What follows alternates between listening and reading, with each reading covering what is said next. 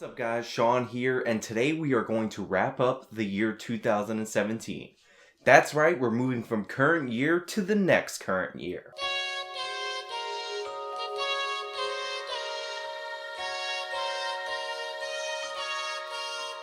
Now for this video, I thought it would be a really good idea to rehash all the big stories from 2017 so you guys kind of get an understanding of what went on this year. Unfortunately, 2017 itself and all its big stories happen to be rehashes of 2016, so I'm going to just point out how all these big stories are rehashes of 2016. So if you're up for that, stay tuned. And if you're not up for that, leave your computer, but leave the video playing so that way I can get my watch time up. I'd really appreciate that. Alright, but before we get into the rehash, I just want to say thank you guys so much for 2017. This has been the first full year of me doing this channel, and you guys have brought me from under 100 subscribers to over 3,000 subscribers in the course of this year. I really appreciate it. Thank you guys so much. You've actually turned this from a hobby to a hobby that semi makes money sometimes. And I've taken what little revenue that I've made over the last month and put it back into the channel. So if you stay tuned for 2018, you will see some new things on this channel. I plan on going to locations and filming on location stuff. Maybe a little more documentary style stuff. Maybe just show you my world outside of me sitting in this chair. And I'm definitely gonna bring the rabbit with me because the rabbit was both killed off and revived this year. But enough about the new interesting stuff that happened to me. Let's talk about the rehashes that happened to the world, because 2017 turned out to not be current year. It turned out to be previous year. Now, the first and most obvious thing that we had to rehash the entire year was the presidential election of 2016. In America, you are elected in November, but you are sworn in January of the next year. And some people were not very happy about this. Donald J. Trump is now President of the United States. President Obama is the ex-president. And Mr. Trump, for the moment, steps loose in for the inaugural address. What a great honor to be able to introduce for the first time ever anywhere That clip never fucking gets old, man. Honestly, I spent the entire year ignoring stories where the Democrats were trying to, undo the 2016 election. But for that clip of that woman screaming no that passionately, I think it might have been all worth it. But probably not. Unfortunately for the cohesiveness of the nation, the fighting over the previous election results did not stop on Inauguration Day. We had the Women's March, which I think took place the day after the inauguration, or the weekend after the inauguration. Because they were upset about the election in 2016. At the Women's March, which happened all over the country, people wore pussy hats. And the reason people wore pussy hats is because Donald Trump said some shit on an Access Hollywood tape, and that was exposed in 2016. So people were still mad about shit that happened in 2016. Now, of course, the Women's March accomplished nothing. The election was settled once again in the year 2016. This is 2017 we're talking about. But it did put out on display a large quantity of disgusting people.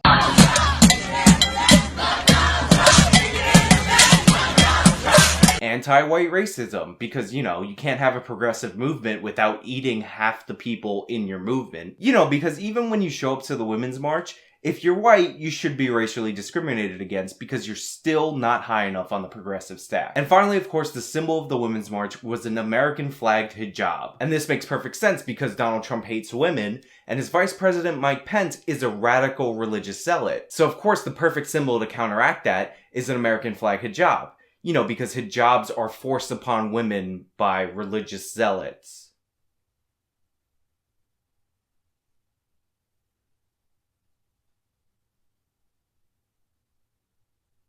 Moving on. The Women's March really wasn't that big of a deal. It died down after the initial protest. Now it's like a stupid Twitter handle. But even though it was just a meme generating thing from the beginning of the year, it really encapsulates the whole not my president movement. Now, a lot of people are going to point out that conservatives went really crazy when Obama was elected president, and they try to do the same kind of delegitimizing things. Look, I'm not going to disagree with that. The right wing did go crazy, especially in the first 2 years of Obama.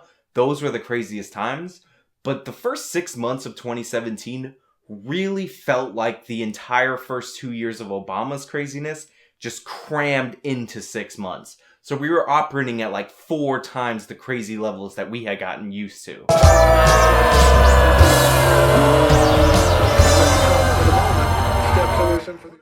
Now, the next news item that was really big in 2017 was the Russia scandal. President Donald Trump colluded with the Russians to steal the election from the Democrats. Donald Trump sold out America to the Russians. Vladimir Putin is the true president.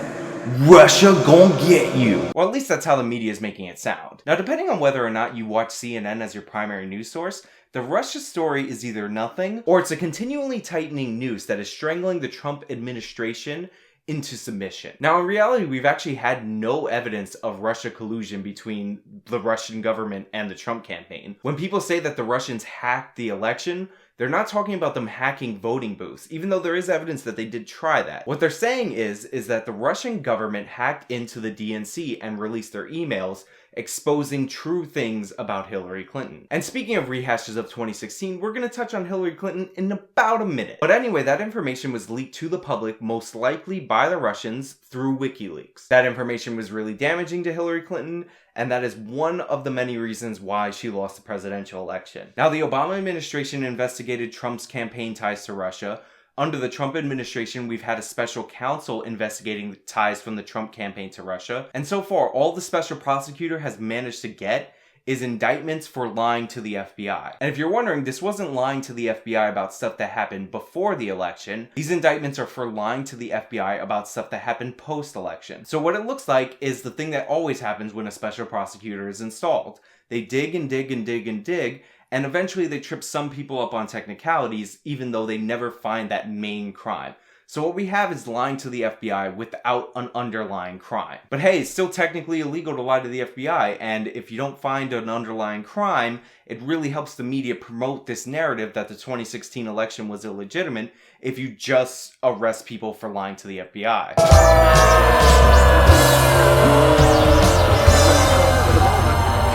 Anyway, the next big news story that we need to talk about is Hillary Clinton not going away after the 2016 election. Now, after Hillary Clinton lost, even people like me who didn't support Trump at any point during the election breathed a sigh of relief. There was a victory against the evil empire. However, just like in the original Star Wars movie, the Empire Strikes Back. And that was Hillary Clinton in 2017. However, unfortunately for her, she's not a well-oiled machine with two Sith Lords at the command. She's a cranky, money-hungry, and power-hungry old lady. So instead of getting revenge for 2016, all she really did was remind people of how much they don't like her and remind people why Donald Trump won. She started blaming everybody and anybody she possibly could for her losing the election. This included Russia, Obama, Bernie Sanders, racism in America, women who hate women, voter suppression, media bias, fake news. Anything that she could possibly think of, she blamed it. Except for that one thing. You know what we're talking about. That person in the mirror that she really should have blamed. Hillary Clinton was one of the worst candidates in American history, and instead of going away after 2016, she spent the entirety of 2017 reminding us how terrible of a candidate she was in 2016.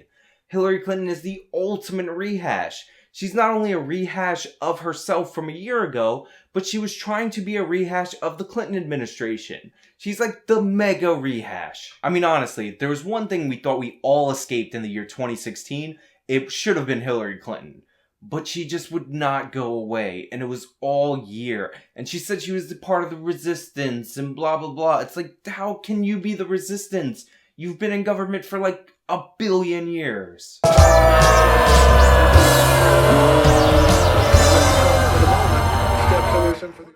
Alright, I'm going to separate from the political stuff for a little bit and talk about this whole Me Dose campaign. See what I did there? I decided to say it in Korean so we have a little multicultural flair when we move on to this story. So at some point this year, maybe it was a few days ago or a few months ago, people in Hollywood started coming out against mega producer Harvey Weinstein. There were numerous allegations from multiple women of sexual harassment, sexual assault, and all kinds of shady behavior on the behalf of Weinstein. This in turn led to more allegations against Weinstein, and then it started roping in other big names from Hollywood. And this was known as the Me Dose campaign. Now, I don't want to delve too much into any particular stories that you might have heard about, but I will say that my two favorite parts about the Harvey Weinstein story, for the first week when this story broke, the late night hosts, who are the self-appointed moral arbiters of our society, said absolutely nothing about it. Because Harvey was one of them. He's in their industry and they all love the guy. In fact, it's been revealed that Weinstein's behavior has pretty much been an open secret in Hollywood for a really long time. Now, the second important point about this story I want to highlight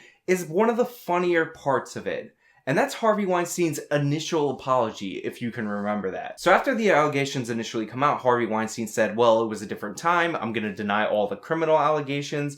I'm going to work things out with my wife. And then he went on to proclaim, in one of the funniest things to include in your apology ever, that he would spend all his time and money from this point on going after the NRA. Like, dude, you're being accused of being a sexual predator. Like, what do you mean you're gonna go after the NRA? I just found this to really be funny because apparently, if you're ever in trouble in a left-wing circle, you can potentially virtue signal your way out of it. Like, it didn't work for Harvey, not this time, but apparently it is possible because his go-to move when being accused of crimes was to say that he's gonna go after a conservative organization. You know, because being a lawful gun owner is not as bad as being a sex criminal. Yeah, not really following that logic. But enough about Weinstein. Everybody's heard way too much about him. Of all the Me Doe stories that need to be covered that haven't been covered enough, the one I want to talk about involves Smallville actress Allison Mack. Now, I actually found out about this because I recently decided to rewatch Smallville all the way through. There's 10 seasons of it, by the way. And sometimes when I'm watching an old show, what I like to do is take out my phone and Google what the actor or actress has been doing lately. Because, you know, I might like them in my old show and I want to see what they're doing now and maybe watch that. Now, I got that itch to check in on one of the actresses around season 5. I was checking on Kirsten Krug, who plays Lana Lang, but when I googled her name, it said Kirsten Krug was the one who introduced Allison Mack into this weird sex cult. Allison Mack, if you watch Smallville, played Chloe, so I started looking into it, and boy was this story underreported. Apparently Allison Mack got really bored playing second fiddle to Tom Welling's Clark Kent throughout the 10-year run of Smallville, so she decided to become the second in command at a weirdo, creepy sex cult. And by the way, I've seen the guy that's the leader of this sex cult. He is no Tom Welling. Like, seriously. One of them's borderline Superman, the other one's a creepy weirdo that can't even live up to Jimmy Olsen. Spoiler alert, Jimmy Olsen gets killed off in one season of Smallville. But anyway, the reason I wanted to cover this story is because this sounded a lot like the beginnings of Scientology, except obviously much later and with the internet where we find out about all the misgivings that go on in these secret churches or secret cults, like in real time. You got a creepy weirdo who's founding a church on a weird ideology. You got aspiring actors and actresses being brought in by a celebrity, or in this case, a semi-celebrity, and then getting abused and attacked. I mean, these people were actually branded with the initials of the founder of this church and Allison Mack's initials. They made a weird, like, combo pattern and branded them. I mean, this story is actually really creepy when you delve into it. But the reason I think this story should have been elevated more to the top is because it deals with the same scenario that the victims of the Harvey Weinstein scandal have. And that's that people come to LA looking for fame. Like, sure, this creates a lot of openings for people like Weinstein who are trying to take advantage of people for their own personal gratification. But this also opens up these people to, like, these spiritual, religious, cult-like organizations. Even though I was only interested because I watched this girl on a TV series for like 10 years, that really needs to be emphasized more, that people come to Hollywood and they're desperate. They're desperate for any type of exposure and inclusion. And anybody with a famous face or a famous name that promises you a way in can lure you into some awful situations. It's just something that comes with the Hollywood culture, and you really have to be aware of it. Hey, Rabbit, what did the victims of Allison Mack's creepy sex cult say every single day? Wow, did you really just do that whole story just so you could make that Smallville joke? Yeah. Why? Something wrong with that? Just seems really fucked up. You even changed your shirt just for that bit. Yeah, I could see how that would reflect poorly on me, but it's alright. I'm gonna wrap the video up. Nobody's even gonna notice. Anyway, that's pretty much it for the major news items of 2017. Like, honestly, I don't want to make this video too long or weigh you guys down with too many stories. Like, we could have covered the Colin Kaepernick stuff, which was all about his protest that initially started, and of course, 2016. I could have talked about how the Me Too campaign eventually was being used by the Democrats to try and get Trump to resign, you know, from stuff that came out in 2016 yet again. Or I could talk about how the Me Too campaign is now racist because most of the women who are speaking out are white women, so them being able to speak out is white supremacy. You know, more of the left eating its own. But it's New Year's Eve, so I'm just gonna wrap this up. Special thanks to my patrons: Pepe Loves Trump, Louis Cool Dance, Mike Barbosa, and Michael. Like, I'm gonna wish everybody a happy new year, but these guys, I want to have an even better new year because they decided to become patrons in the year 2017, and they deserve the prosperity that comes along with donating money to me. Anyway, that's all I really have for you guys today. Thank you so much for 2017. You guys know the drill with the liking, the subscribing, the sharing, the clicking the other videos. You guys got all that shit down. So with that in mind, till next year.